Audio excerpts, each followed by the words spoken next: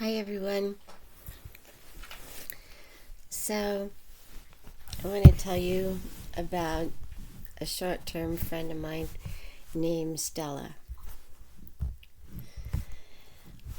I met her at Target, and she was an unhoused person that I clicked with. We were both broken people, and I just, she's close to my age. I'm only like 3 years older than her. And so we talked a lot, and I thought we became friends. And she never said anything about who she was, where she came from. She never talked about herself at all. And so, but I shared a lot about me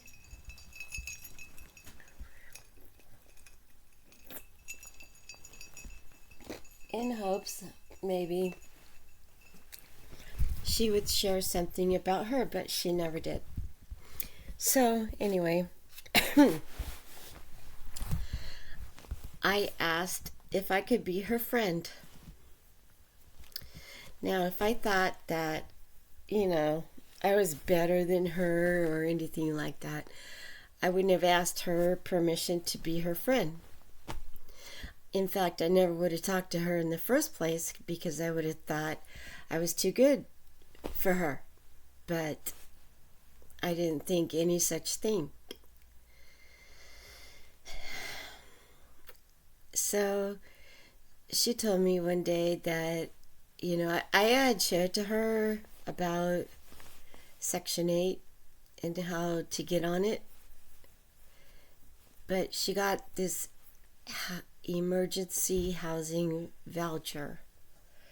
And that, I guess, puts her in the front of the line whenever she applies for anything. So she got her voucher and she applied for an apartment, but, you know, while we were waiting, she asked for a ride to SNAP, which is, utility assistance. So I took her all the way downtown to SNAP, where she did her business. And then, we kept waiting and waiting and waiting, and she never heard anything. And I took her downtown again to apply at a shelter. Which was a pretty nice shelter. The people seemed pretty mellow there and nice, and so today was her interview. I didn't take her to that interview because for some reason the other day she just went off on me, and it's because I had the nerve to say that I was worried, that I wondered why they weren't. It's been over a month. The 1st of October came and went, and here we are at, the 25th or whatever. I don't know what the hell date it is. And I said, I wonder why you're not being given this apartment, because they let her see it and they kept asking for documentation, and she gave all her documents, so she says, and that they even asked for more documents. Gotta make sure I'm plugged in. That she already gave, which she gave again. And so I had the nerve one day to say, just a few days ago, in fact, I wonder why you're not being, given this apartment if you're the first in line and everything, do you think it's because, they're saying, let's see, well, how is she going to afford this place if she's on welfare and if they cut her off, how is she going to afford her portion of the rent with the utilities? You know, how is she going to afford it if welfare cuts her off? And welfare will, if she's A, not looking for work, or B, not disabled. And I said the ever dreaded thing, which God knows I didn't mean to set her off by it, but I said, you know, I think you should get a part-time job, you know, to protect yourself from DSHS. If they cut you off, you won't lose your apartment then, you know. Well, she went off on me in, you know, texts. We weren't talking face to face at the time. We were sending texts or emails, and she said, I think a friend doesn't give her opinion unless it's asked for, and a friend does not give her advice unless it's asked for. But you know what? That's the opposite of what a friend is. A friend wants nothing but the very best for her friend, so she will do whatever she possibly can to protect her friend from falling flat on her face. And that's what I was trying to convey to her. And she was adamant, saying that no, a friend doesn't give her advice or her opinion at all unless it's asked for. So, you know, I just couldn't stand the abuse anymore. And she said, that something like, you know, I'm not stupid just because I'm homeless or whatever. And it's like, I never assumed you were. If I thought you were stupid, I couldn't be a friend. You know, so whatever.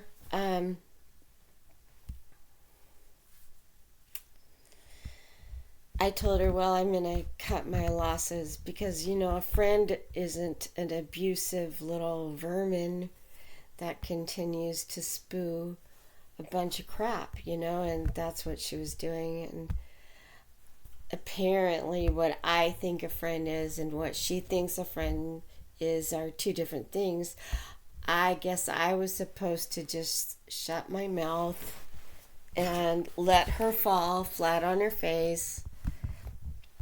And, you know, then just because she said because she's an adult, she should be able to, you know, do what she wants. And I'm supposed to support anything she does because I'm her friend. But that's not what a friend does. At least none of the people I have ever been friends with have ever let me fall flat on my face. And you know, never. They've all tried to help prevent my fall. So the thing is, I was trying to convey to her that welfare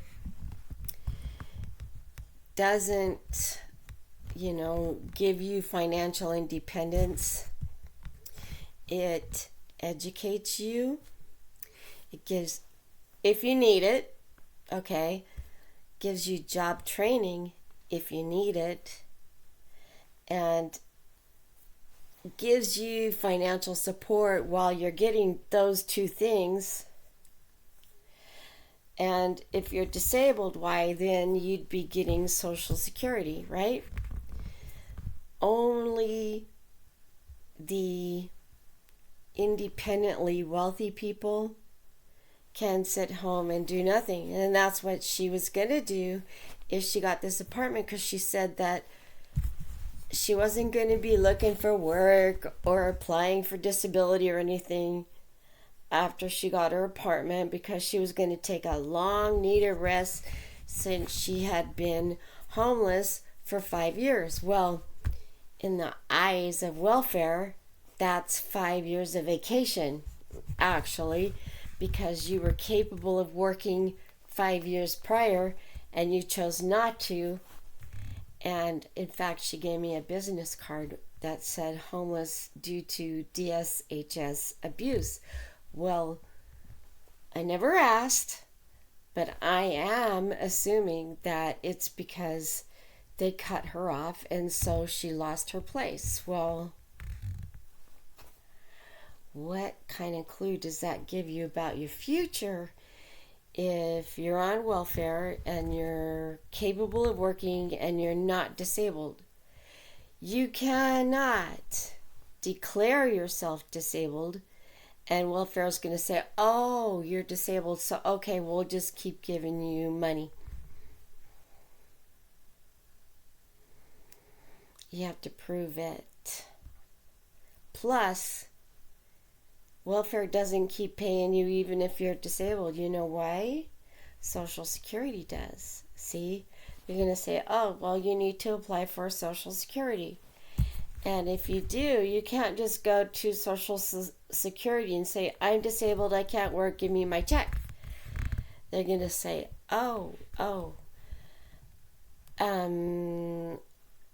where's your medical records? Oh, I don't have any. Well, how do we know you're disabled? Because I'm telling you. No, it's because I said so. No. You have to prove it. How do you prove it? Well, your body will prove it. You go to a doctor, they examine you, they determine if you're, disabled or not. Had she continued being my friend, I could have told her what happens when, and it's always a when, the disability doctors say you're not disabled when you really are. I could have told her what happens, what she should do next to protect herself and to continue to appeal and, But like she said, she's not stupid just because she's homeless. So apparently she knows exactly what to do. And that means take vacation after 5 years of homelessness, after she gets this apartment, which she's supposed to qualify for. But let me tell you, she's not going to get that apartment because welfare is not considered income. I was trying to tell her that welfare isn't considered income. And she's got to have a way to continue to be financially independent if welfare cuts her off. So,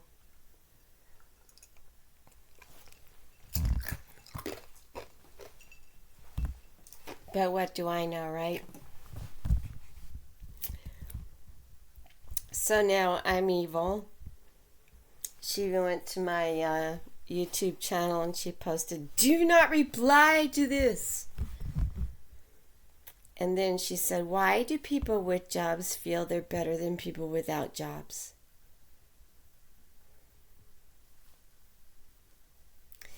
Doesn't that kind of give away who you are? So, I was talking to this AP about my falling out, and AP said, yeah, the tiniest things set her off. I go, I know. One day I had the nerve to say hello to her, and I guess she was busy, watching her phone, something on her phone or something, and apparently I interrupted her, and that was enough to just infuriate her, and she got up and decided to go across the street to Safeway instead of Target and hang out there because, she's so busy with no job and everything. So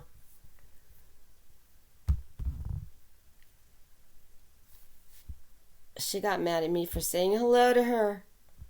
She was busy doing nothing but watching her phone that she gets for free. So I don't know.